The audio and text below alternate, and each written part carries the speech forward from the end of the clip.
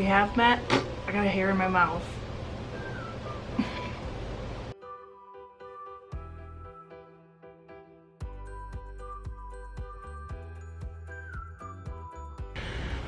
Welcome to FiberLoveDiary. I'm Trish if we haven't met, and if we have met, you're probably a subscriber, and I really appreciate you. I love you guys, you're the best. And I am here to actually show you the entire process of weaving fabric for a pillow from the very beginning to the end. I used handspun yarn. If you would like to see the video of the handspun that I used to weave this pillow, you can check a link below. But I have a little bit of housekeeping first. It shouldn't take too long. You can skip forward if you want to. Totally up to you. So a few weeks ago, it was suggested like, hey, would you think about maybe captaining a team for Tour de Fleece? And I did think about it, and what I decided is that yes, I would love to. I'm scared, but I'm just gonna depend on you guys to like go easy on me. So if you don't know what the Tour is, or you haven't spun with the Tour before, it was developed to build community on Ravelry. So we are required by the rules to have a Ravelry presence. So I will start a thread, that also will be linked below. However, if you don't want to participate on Ravelry and you don't have an account or any other reason, you don't know how to post pictures, whatever, you can participate in any shape or form you want. So we'll also have a tag for all social media. It is, I wrote it down, guys, so I'm kind of organized this time. It is FiberLoveDiary, all one word, TDF 2019. So that's our hashtag. Please use it when you're using social media. And basically the rules are to challenge yourself. So you pick a challenge for yourself that's gonna kind of stretch you, and I don't stretch yourself to the breaking point, please. That's gonna like help you learn a new skill or stretch you in some way, but please do not make yourself snap. Do not spin if you are overloaded. Do not spin if you're exhausted. Like, please don't do that. I don't want this to be stressful for anyone. But you set yourself a goal. You're supposed to spin every day that the riders in the Tour de France are riding. All those rules are in the Ravelry group, and I will actually kind of copy them into our thread. And then on the challenge days when they're riding up like really big hills, you're also supposed to set yourself a special challenge for those. I don't even know what my goal is going to be yet, okay? I don't know. But right in the middle of this tour, I'll also be teaching a sock class at my local yarn store. It's called Knit and Spin, and it's in Montague, Michigan. So I've got to get ready for that. And I'm doing Tour de Sock because this is really my kind of my life. I hope you guys will spin with me. It's going to be fun. Now, if you do not feel like you can commit to this at this exact moment, please remember that Cheer Squad is welcome. So if you want to visit that thread, click on projects you like, comment on projects you like, spinning photos, anything, you are welcome. All are welcome here. So, on to the weaving. This pillow is woven from, I used a commercial yarn for the warp, a plain black. I'm finding out how much I love that, so I'm doing it a lot. But it's woven from some handspun yarn. There is black Shetland in this that I use to stretch the other yarn, which is like brown and sparkly and has the white fur actually embedded in it. I wasn't sure if I had enough of the like textured art yarn, so I thought, well, I'll just add some black, and I actually think it turned out super cool. So my original plan was to weave a 2x1 rectangle, so the length would be twice the width, and then make two pillows out of it with like a plain backing. But I just couldn't quite bring myself to do it. When I finished, I thought, first of all, a pillow of this size, it's about 10 by 10, is like perfect for just an accent pillow. You don't need a twin. And then I also thought it would be easier. Okay, so maybe this was a lazy person to me.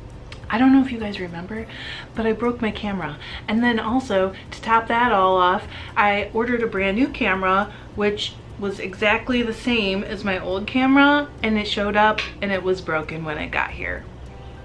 So this is camera number 3. Here we are. Isn't it good? So there is something a little unusual about the warping process for this pillow. Last fall, we sat down and I was saying, like, I wish there was a tool that would make warping a rigid Heddle loom a little easier.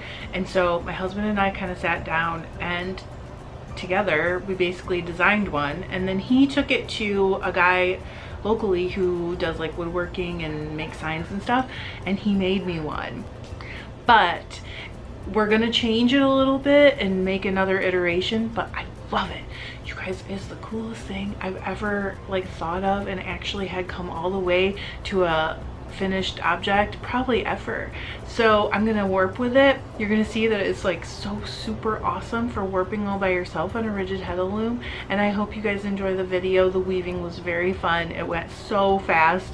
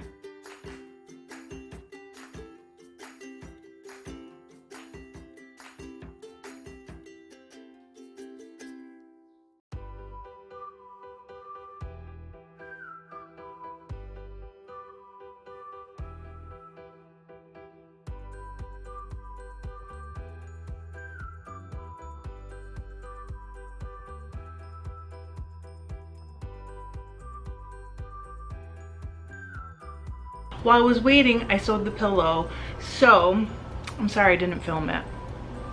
All I did was take that 2x1 rectangle and fold it in half. I went ahead and like pinned it. You know I don't use pins. You've seen me use those little clips. Clipped it all together, and then I sewed, where's the bottom part? I sewed, this is the fold. So just picture it without the stuffing. I folded it like this. I sewed all the way down one side of the edge of the weaving. I sewed across like the end, top and bottom ends that were overlapped, and then I sewed probably about halfway down the other edge. So I had like a warp thread running straight down. It's not really a raw edge per se. So I figured that way when I had to hand sew the little edge, after I stuffed it, I would be able to be kind of more sure that there wouldn't be a fraying problem right there. So I stuffed it. This is me, you guys. I'm a hoarder, and when we bought our last sofa, I did not like the pillows that came with it, but I kept them because pillow forms are expensive. If you sew a little bit, you know this already, but I kept them and they were in a closet, so I took them out, cut one open, and stuffed this with it. And then I mattress stitched in the weaving so that I could pull it tight and it would just kind of close in on itself.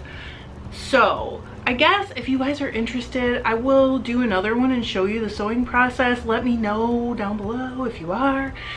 So that's the sewing part. I am totally in love with it. I feel like I need to weave some big pillows for our bed now. I do have yarn already that's hand spun that I think would look really, really cool. I'm super happy with how isn't this amazing? The thing is, during Christmas, I have a lot of like white furry stuff, and I'm like, should I do more of this fur? I bought some for a scarf warp that I'm going to be doing coming up soon, so you're going to see some of the same brand with a different color. Thanks guys, I love you, bye.